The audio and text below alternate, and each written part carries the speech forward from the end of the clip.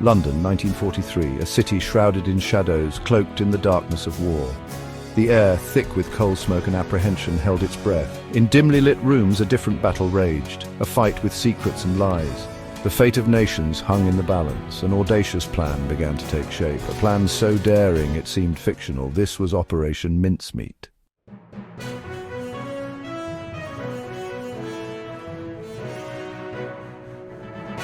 The year 1943 marked a pivotal point in World War II. The Nazi war machine began to show cracks. The tide of the war was turning. Europe lay imprisoned under Nazi tyranny. Cities stood as grim reminders of war. Millions had perished. The world watched, waiting for hope. The Allies aimed to liberate Europe. Their target, Italy. But Sicily stood in their path. Sicily held the key to the Mediterranean.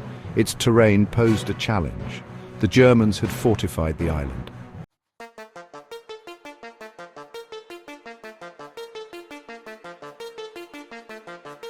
The Allied commanders faced a stark reality. A direct assault on Sicily would result in a bloodbath, a costly and potentially disastrous undertaking. They needed a way to outmaneuver the enemy, to catch them off guard. Their hope lay in deception, creating an illusion to draw the enemy's attention away. Enter a group of brilliant minds tasked with executing the most audacious deception of the war. Among them were Charles Cholmondeley and Ewan Montagu, each bringing unique skills. And in the background, Ian Fleming, the future creator of James Bond. This team would weave a tapestry of lies so convincing it would alter the course of the war. Their weapon, a corpse, a crafted identity, and meticulously planted misinformation.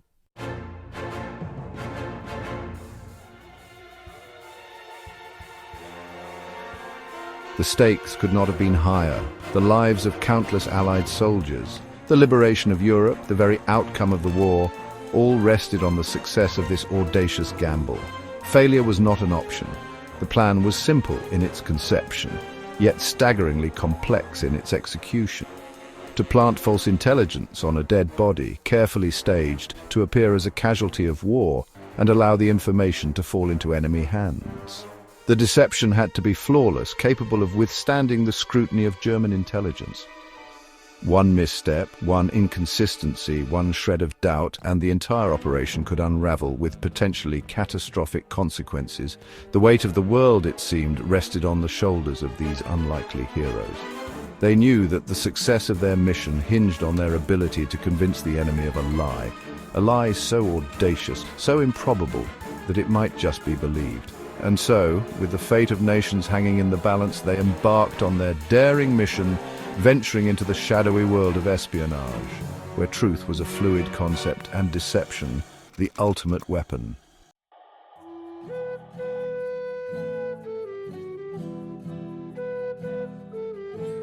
The Allied High Command had set their sights on Sicily. Control of Sicily meant control of the Mediterranean.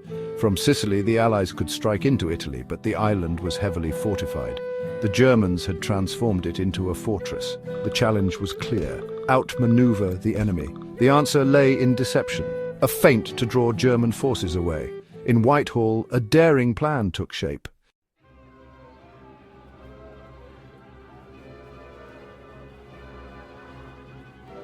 The task of devising this audacious plan fell to the 20 Committee, overseen by Ewan Montagu.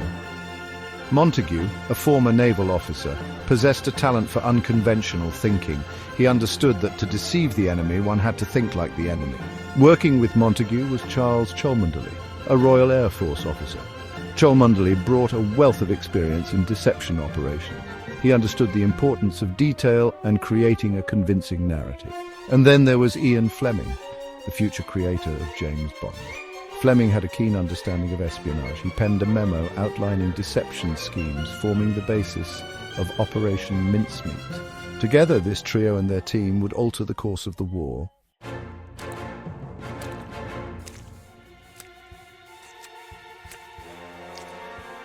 At the heart of Operation Mincemeat lay a macabre necessity, a corpse. But not just any corpse. This corpse needed to be in relatively good condition, capable of passing for a recently deceased military officer.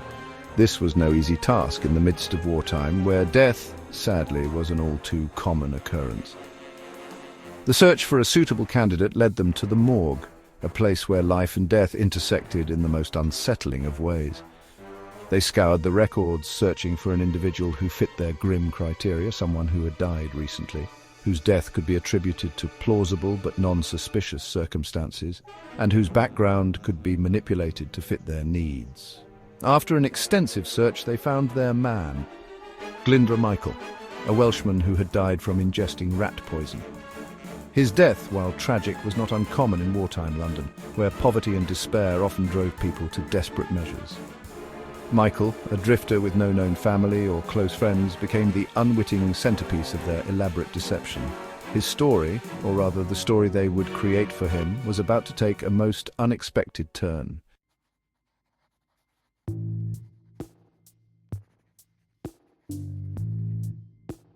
With a body secured, the next stage of the operation could begin, the creation of a fictitious identity so convincing it would withstand the scrutiny of German intelligence.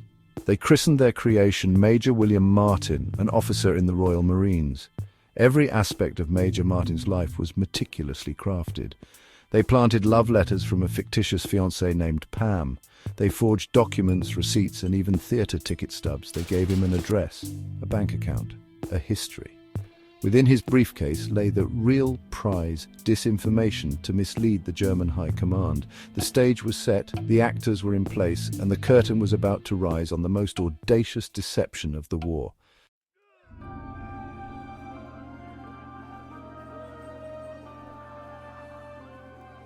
The creation of Major Martin was a macabre masterpiece, a testament to meticulous planning. Every aspect of his fictitious life was crafted to create a convincing illusion. They dressed him in a carefully chosen uniform, complete with insignia and decorations. Personal effects, like a silver cigarette case and a worn leather wallet, breathed life into their creation. Each item added another layer of verisimilitude to their elaborate fabrication. They were creating a history, a personality, a life that appeared utterly convincing. The success of their mission hinged on the Germans believing Major Martin was real.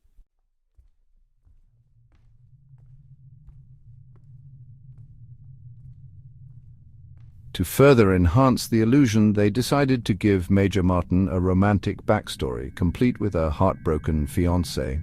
They created a fictitious woman named Pam, a beautiful and enigmatic figure who would add a touch of human drama to their elaborate deception. Pam would exist only in photographs, letters, and carefully planted rumors, a ghostly presence haunting the edges of Major Martin's fabricated life. They found a willing participant within the ranks of MI5, a young woman named Joan Leslie who agreed to lend her image to the cause. Jean's photograph, carefully placed in Major Martin's wallet, would serve as a tangible reminder of the life he had left behind, a poignant symbol of the human cost of war. They even went so far as to fabricate a passionate love affair between Major Martin and Pam, complete with love letters, telegrams, and even a theatre ticket stub for a performance they had supposedly attended together. The depth and detail of this fabricated romance were both ingenious and unsettling, a testament to the lengths to which they were willing to go to make their deception believable.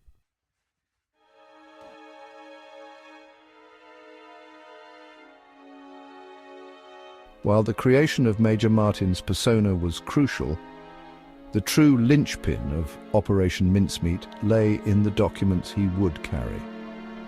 These documents, carefully forged and strategically planted, contained disinformation designed to mislead the German High Command about the Allies' true intentions in the Mediterranean. The most significant of these documents was a letter purportedly written by General Sir Archibald Nye, Vice Chief of the Imperial General Staff, to General Sir Harold Alexander, commander of British forces in North Africa. This letter, crafted with meticulous care, hinted at an impending Allied invasion of Greece and Sardinia, suggesting that Sicily was nothing more than a diversionary target.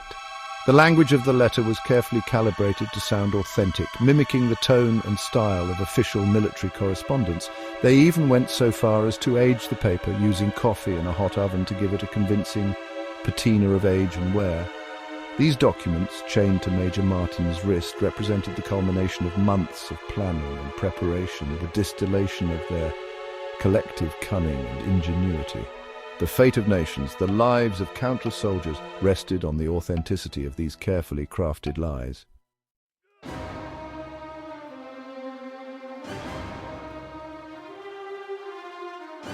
As the final preparations for Operation Mincemeat fell into place, a sense of urgency gripped the team. Time was of the essence.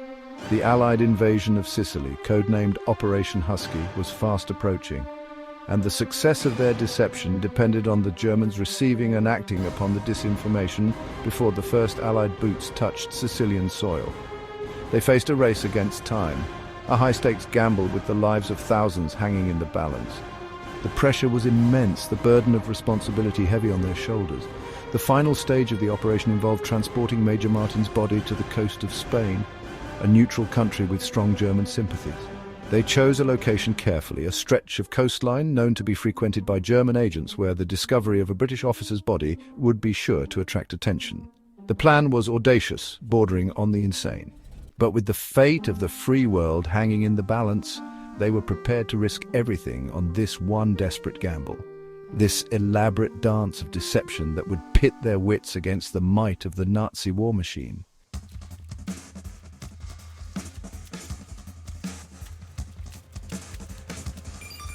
The HMS Seraph, a submarine usually tasked with patrolling the depths of the Atlantic, found itself on an unusual mission. Instead of torpedoes and mines, its precious cargo was a carefully preserved corpse, its very stillness a weapon in a war waged on multiple fronts.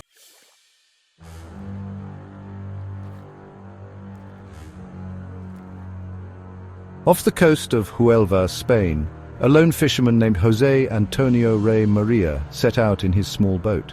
As the sun began its slow descent, José Antonio spotted something unusual, bobbing gently on the waves. It was a body clad in a military uniform, its lifeless arms swaying gently with the motion of the sea.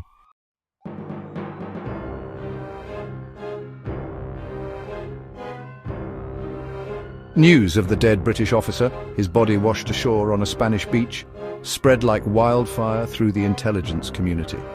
In London, Ewan Montagu and Charles Cholmondeley waited anxiously, hoping their elaborate ruse had worked. The Germans, their intelligence network deeply embedded within Spanish society, were immediately alerted.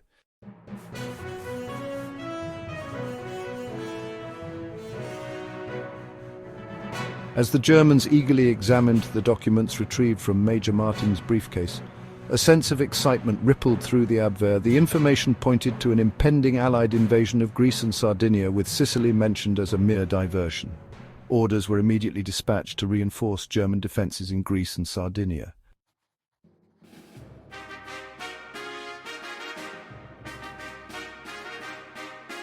The wheels of fate, set in motion by a carefully orchestrated lie, began to turn with inexorable force. The Spanish authorities, caught in the crosshairs of a global conflict, found themselves thrust into the center of a mystery.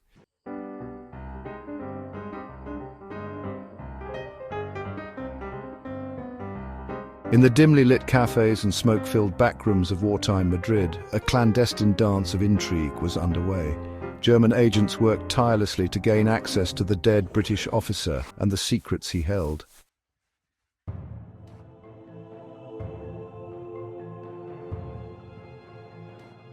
The documents, carefully smuggled out of Spain and rushed to Berlin, landed on Hitler's desk. The seeds of doubt sown by the masterminds of Operation Mincemeat had taken root in the fertile ground of Hitler's paranoia.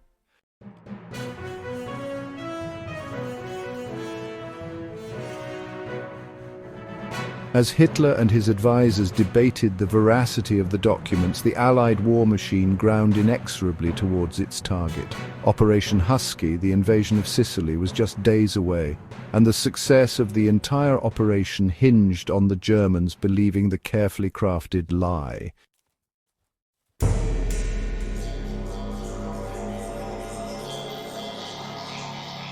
The German war machine, renowned for its efficiency and ruthlessness, found itself grappling with a most insidious enemy, doubt.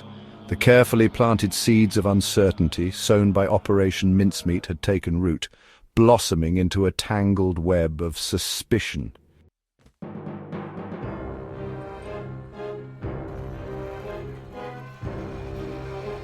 As the date for the real invasion of Sicily drew closer, the German High Command, paralyzed by indecision, found itself caught in a deadly game of strategic chess.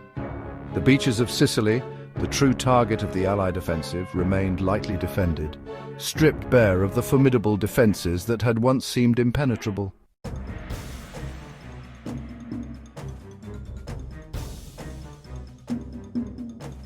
On July 10, 1943, the Allied invasion of Sicily, codenamed Operation Husky, commenced. Operation Mincemeat, the most audacious deception operation of the war, had succeeded beyond anyone's wildest dreams.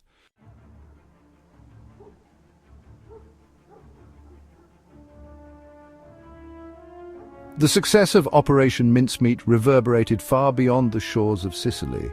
It sent shockwaves through the German intelligence community, undermining their confidence and casting a long shadow of doubt over their ability to discern truth from fiction.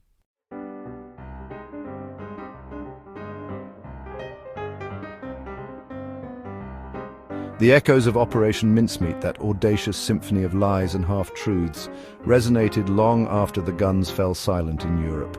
The successful liberation of Sicily stood as a testament to the operation's strategic brilliance.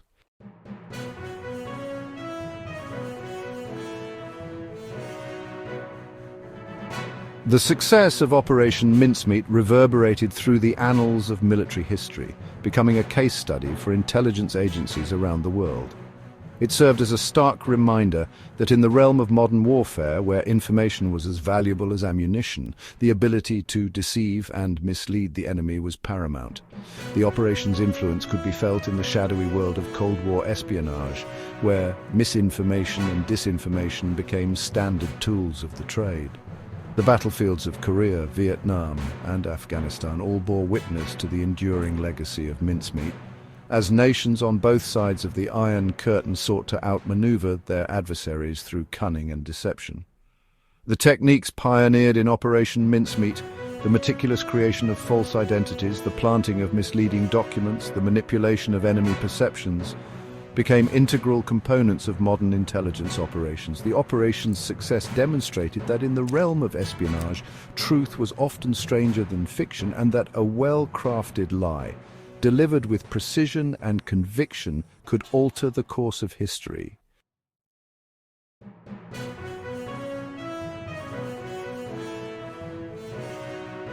The legacy of Operation Mincemeat extended far beyond the realm of military history and espionage. It seeped into popular culture, capturing the imaginations of writers, filmmakers, and artists drawn to the operation's audacious blend of fact and fiction. The story of Major Martin, the fictitious spy who never was, became the stuff of legend, a tale whispered in hushed tones and immortalized in books, films, and documentaries. From Ian Fleming, the creator of James Bond, who had witnessed firsthand the inner workings of wartime intelligence, to the countless writers and filmmakers who followed in his footsteps, Operation Mincemeat provided fertile ground for exploring the shadowy world of espionage, the ethical dilemmas of deception, and the enduring allure of a well-told secret. The operation's enduring appeal lay not only in its thrilling narrative, but also in the questions it raised about the nature of truth, the power of belief, and the lengths to which governments will go to secure their objectives. Operation Mincemeat, born in the crucible of war, had transcended its origins, becoming a parable for our times, a cautionary tale about the blurred lines between reality and illusion in an age of information overload and carefully curated narratives.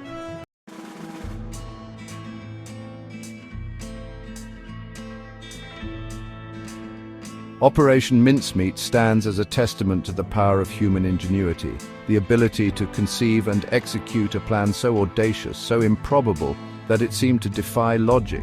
It was a victory not only for the Allied cause, but also for the human spirit, a testament to the enduring power of creativity, courage, and determination in the face of overwhelming odds.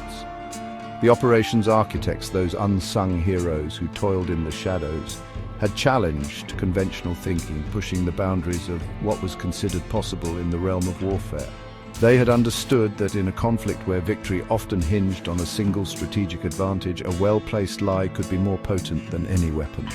The legacy of Operation Mincemeat serves as a reminder that even in the darkest of times, when the world seems teetering on the brink of chaos, the human capacity for innovation, for courage, for compassion can shine through. It is a story that continues to inspire, to challenge, and to remind us that the truth, however elusive, is always worth fighting for.